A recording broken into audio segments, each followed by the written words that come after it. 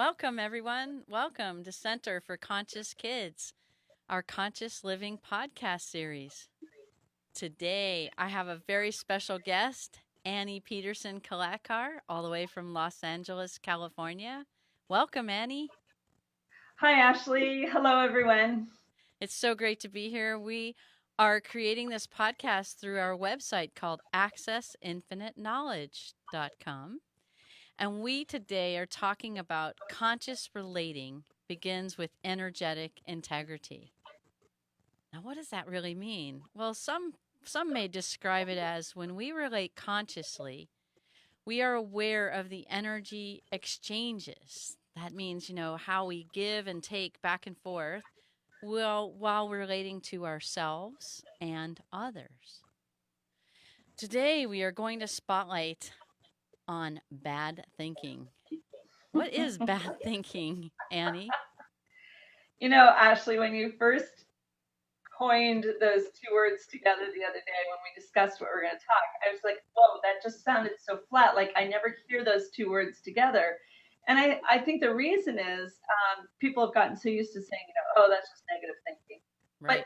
But even more than that, people don't even think about what was it that caused the person to create an action or a tone of voice that caused the other person to get triggered, right? And it was bad thinking. Now, we're not here to be like the ego and point out other people's bad thinking. We're not here to do that. We're actually looking at bad thinking for ourselves in how we don't even realize we have thoughts that are creating conflict. Absolutely.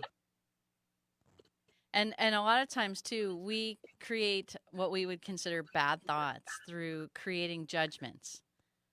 So, for example, when somebody comes up to us and gives us a command or wants us to do something and we had no reason for them to be there or we don't know why they're there or what's happening, a lot of times that may create inside of us a judgment about the person. Like, why are they here? That was really fascinating. What just happened?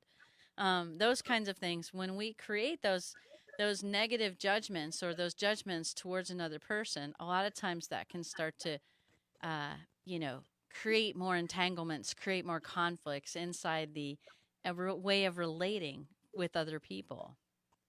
And so Absolutely. we talk about some of those triggers, right? What would you say some of those triggers are that could of what is Well, happening between us relating? yeah, I think, tone of voice has to be one of the first things we talk about because in our spoken language, we put so much of what we're thinking and feeling and believing and presuming in our voice. So, an angry tone certainly is easy to recognize, but sometimes just a low tone or a depressed tone can, be equally as startling because we don't expect the person that we love to be in a low state of being. Absolutely. Um, And, a lot of times, even from that tone, even the spoken language that we cue into so much, the insinuations or assumptions or blaming or shaming or those sort of things, right? Those bring out that tone as well. And that's then right. and then there's your favorite aspect too, right? Another I love this one because I mean I'm a very animated person, but body language, right? Um, there's a phrase that corporate America uses to describe, eyeball rolling. It's called lateral violence. And Ashley was the one that actually, educated me about this phrase, which is a little shocking because I did come from an HR background. Well, we did But talk about it because we were creating concepts called just cultures, right? And we yes, wanted to create, and just culture means to what if we create a culture of energetically relating to each other? So we can yes, energetically talk, we can tone or speed up or slow down, right? Or body exactly. language. And then not But only people that don't is realize that rolling their eyeballs at somebody is bad thinking. It sure right? Because is. look at the types of thoughts that creates that. Oh, please, I'm smarter than you, or oh, please, I know better. Or I'm so impatient with you. You're taking so long to get to the point. I mean, people do this and they don't realize that they are actually sending their bad thoughts energetically over to the other person. Right.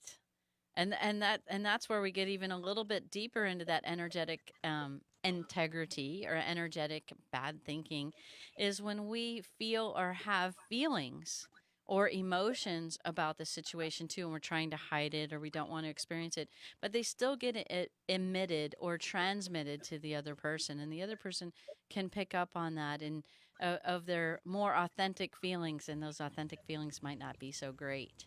And some of those bad feelings, bad thoughts, bad tones, bad languaging, and bad body languaging can all create this sense of energetic integrity kind of falling through, and our relating diminishes. You Absolutely. have a beautiful, dramatic reading or story that I know you'd like to share with everyone today. Would you share with us what this narrative is about that illustrates a level of, you know, lack of integrity, we could call it, or energetic, non integrous moments? Yes, because I think this is a story that we can all relate to. I think we've all experienced this at one time or another. So, the title of this story, for your listening pleasure, is Shopping at Our Favorite Grocery Store Needless Markup. A new cashier in her early 20s is struggling to find the correct item number to enter on her cash register for a box of cupcakes. Nothing she enters allows her to proceed to the payment process for her customer, who is an older, well dressed woman dripping in gold with an expensive handbag over her arm. The woman rolls her eyes at how slow this checker is and mutters to the person behind her, "Could she be any slower?" Hearing herself talked about as if she wasn't present, the cashier glances at the woman and frowns her displeasure. She feels criticized and humiliated in front of the other customers waiting in line. Sensing this woman could be mean, she gets fearful, and her anxiety makes her fumble the box of cupcakes and she drops it on the counter. Oh gosh. Oh, I'm so sorry. I'm so nervous. It's my third day on the job. You really need to learn those bakery codes. You're slowing everyone down and you ruined the frosting. Look, I'm so sorry. The code in my list here appears to be wrong. Please just please be patient. I'll get some help. The cashier reaches for the phone, and before she can even enter the number, the rich woman is waving her hand dismissively. Just enter whatever miscellaneous code you can find and get me out of here. You're making me late for a party. At this point, the cashier is feeling despair coming over her that she can't get anything right for this customer who's pressuring her. She tries to appease the woman by entering a miscellaneous code, but the machine starts beeping, indicating something is wrong. Finally, the customer throws her bejeweled hands up in the air and says rather rudely, "Just get the manager." Hating the dismissive tone of voice from her customer, the young cashier picks up the phone in defeat. Her white face and pinched expression reveals she's close to tears. Everyone continues to look on impatiently or with sympathy. She can just feel all the judgments being aimed at her. The manager appears and asks the customer how he can help. "I can't believe you hired this cashier. She's an idiot. She can't even enter a bakery code so I can pay and get out of here. Man, I sure picked the wrong line to get into." The store manager agrees with his store customer because their policy says the customer is always right. He turns to the cashier and asks her to step aside so he can complete the transaction. "You know what? I'm out of here." The cashier reaches under the counter for her purse, yanks off her store apron, and throws it on the counter in anger. She walks through the automatic doors without looking back. See, I told you she was a bad hire. You're better off without her. Without commenting, the manager turns off the station light, places the registered closed sign at the end of the conveyor belt, and helps the last customers in line. With a deep sigh, he picks up the discarded apron and heads back to his office to find a new cashier. Wow. Wow. There are multiple perspectives of bad thinking here in this story. How can we count the ways, right? We have another person in our back studio, Vegan Danielle, who would love to participate in this discussion about how this kind of story that happens in everyday life can lead to decreased integrity between everyone involved, and everyone loses in this comment and this situation. What do you feel might be the manager's perspective, Danielle? Oh man. I was trying to look at this as like a practical business point of view as well as like an emotional supportive sort of view. And like first thought that comes to me is like, well, this even if this woman was really stressed out, this is my strictly business view. she It's bad for business, right? The Right. whole interaction, even if it wasn't her fault, was bad for business. And so, okay, she's gone, move on next. They're just a number sort of situation. But if I try to look at it as a compassionate human being, um, It's challenging, it's isn't it? challenging. Yeah. Because I almost like got into tears when Annie was describing, because I remember after many years of not working with people, like I had a very more secluded job for some time, and then my first major job, working with people was waitressing, and I Right. remember being terrified, and I remember dropping a tray full of food onto a table and breaking plates and just wanting to cry and run away and never see anybody again. So Those I are totally real feel bad. experiences. Yeah, real in depth experiences and very powerful on us. Yeah. And it's amazing. And so we wanted to discuss a little bit about some of the perceptions that the manager was experiencing. And we talked about, Annie and I work with clients and people all over the world about these kinds of consciousnesses. We call them non integrous consciousnesses, or otherwise for this podcast, some bad thinking. But where does that come from? And so, Annie, what would be that first consciousness that the manager we feel was coming from?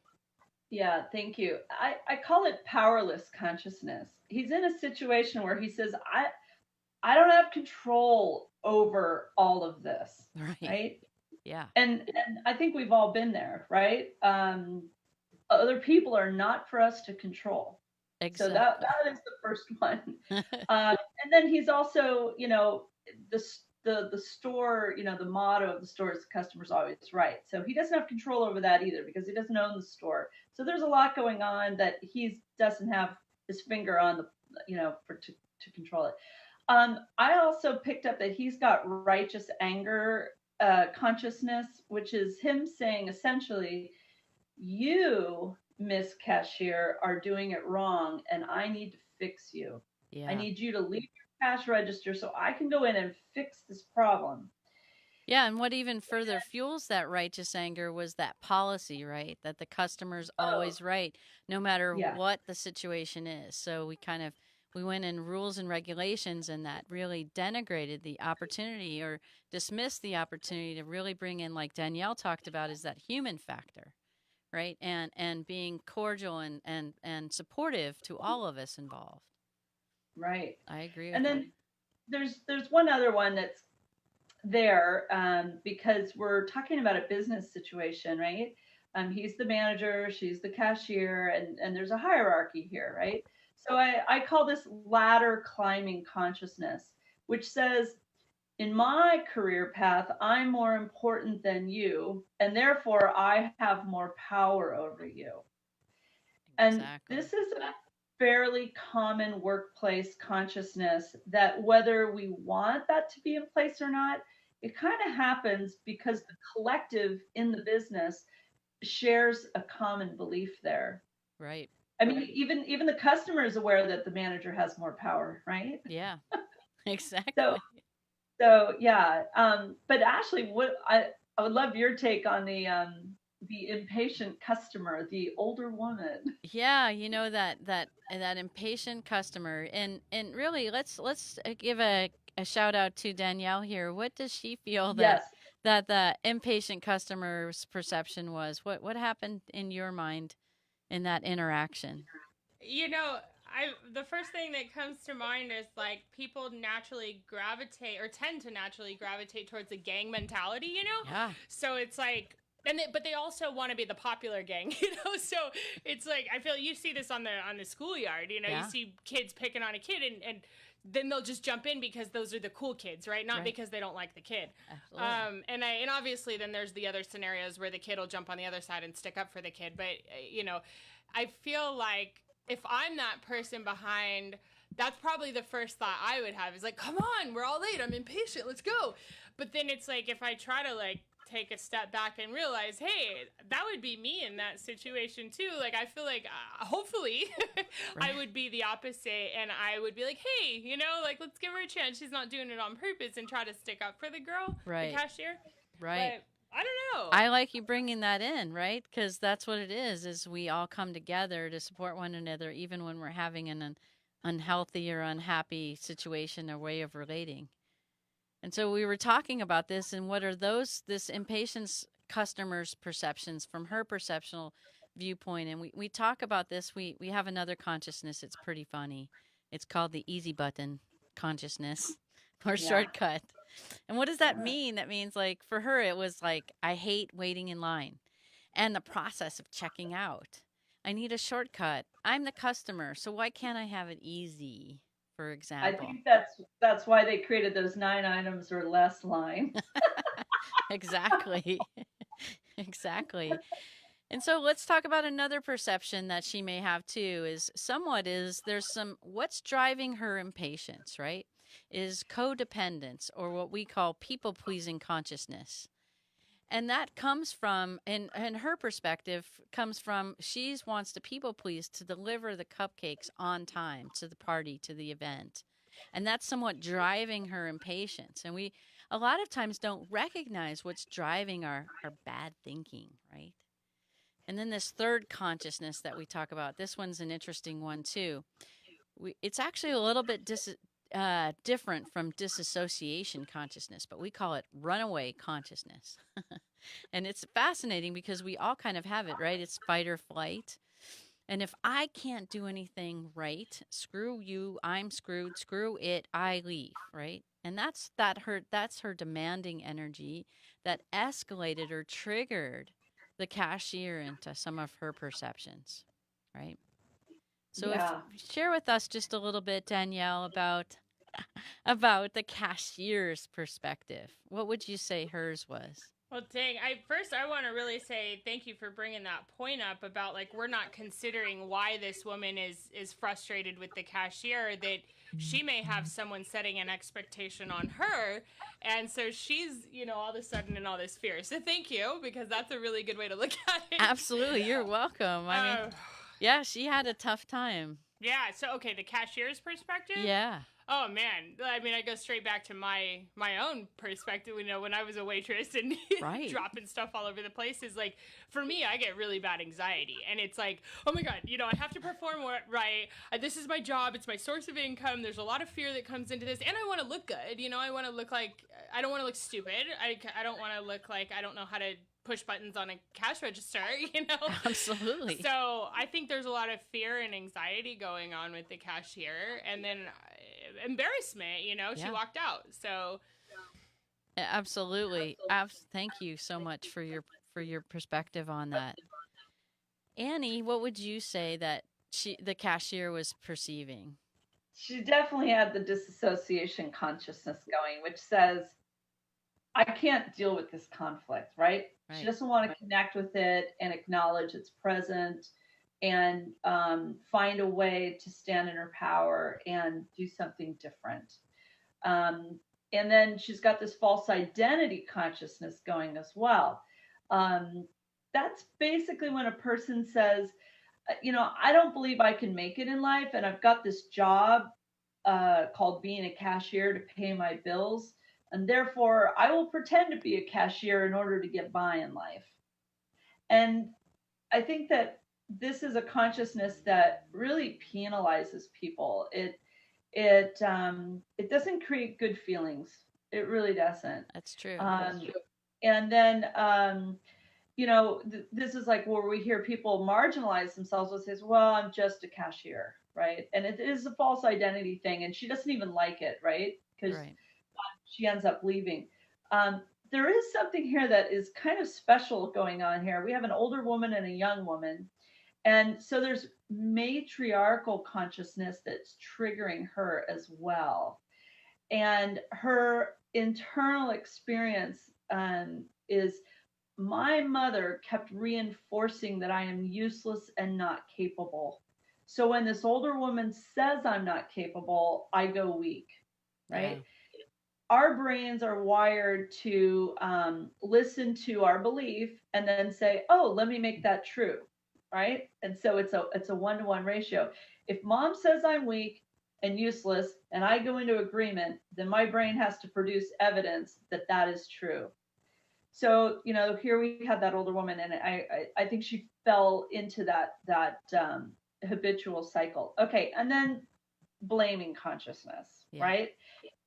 Everything outside of me, everything that is wrong with me is outside of me, right? So blaming says, "Oh, this woman ruined my day." If the person who was supposed to put the correct bakery codes into the booklet, this never would have happened. Or if I had been trained better, this never would have happened. Um, and then so we end up saying, "I blame others and life circumstances for how I feel," Right. which this is really important. This puts her back into that looping pattern of disassociation consciousness, It sure because does. she's not standing in her power and remembering the truth of herself. She keeps going back into the denial state of, "Well, I can't deal with this." Right. and, and so she never will. So that is a lot of bad thinking.